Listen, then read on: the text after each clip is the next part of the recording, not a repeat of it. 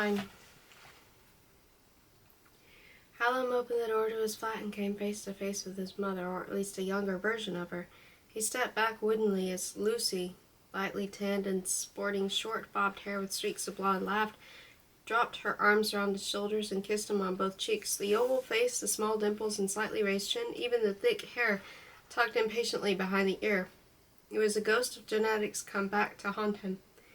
Lucy gave him a frank, smiling assessment, faint wrinkles around her eyes, bringing a maternal aspect to her face he had never imagined could reside there. Through his days, he already sensed himself surrendering to her, as if out of reverence for the other person he saw etched on her features. "Gosh, Hallam, you've grown up. Look at this flat." That accent again, but at least her voice firmly established Lucy's personality behind the sacrilegious resemblance. With the ease that Hallam had always envied in her, Lucy wandered through the long, thin flat and glanced airily through each door, raising an eyebrow in mild surprise at the cleanliness of the place. Perhaps she thought he had tidied it for her benefit. This irritated him because the truth was his real home was in the rafters, and the absence of clutter was the result of non-occupation. She did not think to look up at the trapdoor and the loft above. He had taken the precaution of putting away the latter. "Do you mind if I make myself a cup of tea? I'm parched." She filled the kettle and shook her head ruefully. "I was in Cambridge last night. My old uni friends are still a bunch of boozers. Getting up this morning and hacking through the traffic was hell." Hallam felt like a stranger in his own flat. He tried to resent rather than admire the way she managed to conjure up a welcome for herself everywhere she went. But as he stood in silence and watched her bustle around the kitchen, searching out the mugs, he found he was unable to. It took all of his stubbornness and sense of grievance to prevent himself from abandoning the plans he had in mind. He reminded himself that he didn't need Lucy, and she most certainly didn't need him. He must be strong, look after himself. After all, wasn't that what she had told him all those years ago before driving away and out of his life? If he stuck to the plan, it would be all for the best, for him anyway. "No flatmates?" she asked. She was stepping carefully around the Kate issue. "I'm no good at sharing." "It's lovely," she said admiringly. "It's a funny shaped space, but it suits me fine." "You sounded just like Julius when you said that." "What? No, I didn't, did I?" She affected neurosis as only a sister could. Lucy laughed as if it wasn't important. "You even look like him." "I do not. We look completely different." There was panic in his voice. Okay, easy does it. It's just that, with the short hair," she poured water from the kettle into a mug. "I popped in on the hall on my way up from London. Do you have any herbal tea?" She took a tea bag from the box in the cupboard. Hallam stood there, stunned. "You met him at the hall?" She grinned. "Yeah, for lunch. It was outlandish." Hallam felt the blood rush to his face. Jealousy first, then anger. "But we swore we'd never return. No, you swore." Lucy went blank. "When did I swear?" "The day of the Last Supper, when we were walking up the road to the Barkham. You swore you'd never go back unless," he faltered, "she died." "Did I?" Lucy shrugged and dunked the tea bag a couple of times before tossing it into the sink. "Well, I must have been pretty effed off." "You were," said Hallam. "Is she—" "She's not—" "Dead, you mean?" "Oh, no, firing on all cylinders. In the prime of spite. Have you really not been in contact at all?" Hallam stared at her. He had always believed, without thinking that it directly, that there had been some tacit agreement between them to abandon the family as a failed project. That was the only way he could make sense of Lucy moving out of contact for so long. The idea of returning to the hall had acquired the status of a forbidden fantasy in his mind. Now this long exile from his grounds had been rendered meaningless as a stroke. He couldn't make sense of the last 5 years. "What have you been thinking?" "Not even a phone call?" "No, that's strange. Julius gave the impression he knew where you were and everything. He even told me where you worked. That's how I got your number. What about money?" "There was the will. I got that when I was 21. I bought the flat with it." Hallam spoke in a weak voice. He remembered wondering how the lawyers had tracked him down at the time, but then he had moved and put it out of his mind, just as he had put out of his mind the letter unread that accompanied the money. "Did you get anything else with it?" she asked casually. She was referring to the letter, of course. It had presumably been entrusted with lawyers those 8 years between the death of its writer and its coming of age. Had Lucy received anything similar? Did she know for sure of his? No. He did not want to talk about this. Instead, his mind circled back to the belittling notion that his father had kept track of him. Of course, he should have known that there was no hiding in the modern world. Julius had probably known where he was every step of the way. Hallam's cherished ideas of heroic isolation continued to shrivel, and in their place new and childlike questions reasserted themselves. Why hadn't Julius tried to contact him if he knew where he was? But then why should he?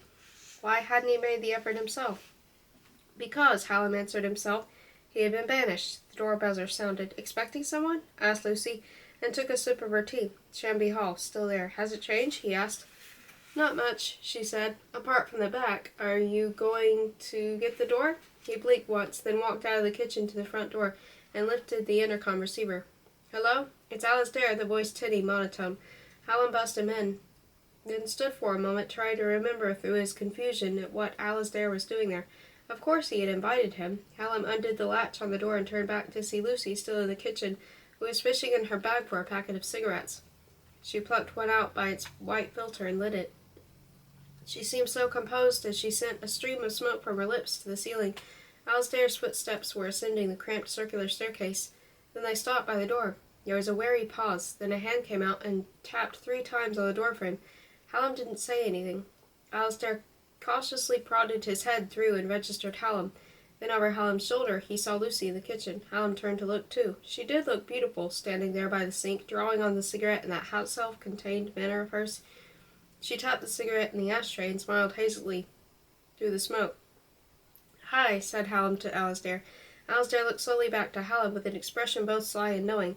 The thought evidently running through his mind was, coward bringing a woman along to keep things civilized. Good evening, he replied in a droll tone. Come on. Thank you, I will. He stepped in and let Hallam shut the door behind him. Hallam noticed a feral quality in Alasdair's manner. A sharpness around the nose and mouth, a sense of self-control in his movements. Alasdair shot swift glances into the other rooms on his way through to the kitchen, as if checking for a possible ambush. There was also curiosity in his assessment of the flat. It suggested they were rivals. A flattering thought. Promising, too. Hi, said Lucy, holding out her hand briskly. I'm Lucy, Hallam's sister. Alasdair Cruikshank, he drawled, with ironic formality. How do you do? They shook hands. Alasdair smiled and held her gaze slightly longer than necessary. Then, with a theatrical flourish, he swung round to face Hallam, causing him to flinch. I'm very sorry. I'd have brought some wine if I'd known. I can knit down for some later, said Hallam. Lucy, Alasdair, there's a photographer. She raised her eyebrows, politely impressed. Really? What kind? Alasdair gave Hallam a quick glance, trying to gauge whether this whole situation were some sort of game, but Hallam's serious expression seemed to reassure him. Anything really except weddings and dog portraits. For artistic reasons? There was a light mockery in her voice. He thought for a moment. I suppose they must scare me. Lucy looked at Alasdair coolly and took another drag. No polite laughter, evidence that she found him attractive. I imagine children must be a problem. I tell myself they're dwarves. The two of them smiled at each other faintly. Hallam felt irritated, although he knew he ought to be pleased that everything was going so well. Drink, anyone? He asked dutifully. A glass of wine would be nice, said Lucy, tossing away her barely touched tea. Back in a minute, then, said Hallam, and picked up his jacket. He was walking out. He heard Lucy ask Alasdair how he knew Hallam. Let us say a shared friend, Alasdair replied.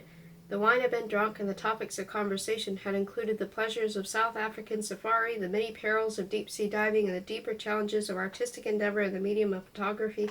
Lucy got up to go to the toilet. As the door shut, the sociable smile faded from Alasdair's face. He uncrossed his legs and sat forward. His voice became clipped and businesslike. What's going on with Kate? I've stuck to our agreement. I've not told her anything. I don't mean that. I mean what's going on between the two of you. Nothing.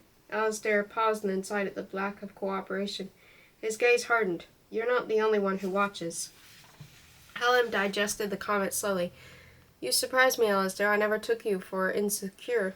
Drinks at the Cuban place, back to her flat for some time after 12. So? I followed you. Alasdair leant forward. How does it feel being watched? Hallam shrugged and smiled. Underneath, however, he was furious with himself for not not noticing or being prepared.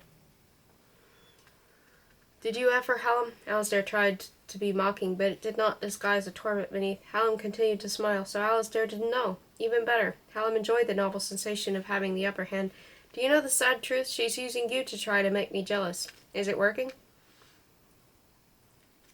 Alasdair's eyes dilated and he clenched his fists. You're a pervert, and I'd happily rip off because I think it'd be a service to society, but I'm going to give you a chance. I don't know what you're capable of, but I don't want you anywhere near her outside work. No watching, no following. Do you understand? If you keep it up, I'll kill you."